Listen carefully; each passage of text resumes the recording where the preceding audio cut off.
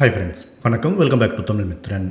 Big Boss season 8 ஆரம்பித்து 50 நாட்களுக்கு மேலே ஆயிடுச்சு. 18 போட்டியாளர்களோடு ஆரம்பித்த இந்த சீசனில் இது வரைக்கும் இந்த வாரம், அதாவது 8வது வாரத்தில் எலிமினேஷனுக்காக ஜாக்லின், அன்ஷிதா, ராயன், மஞ்சரி, சிவகுமார், விஷால், சத்யா, ரஞ்சித், ஆனந்தி, சாச்சனா அப்படின்னு 10 போட்டியாளர்கள் நாமினேட் ஆகியிருக்காங்க.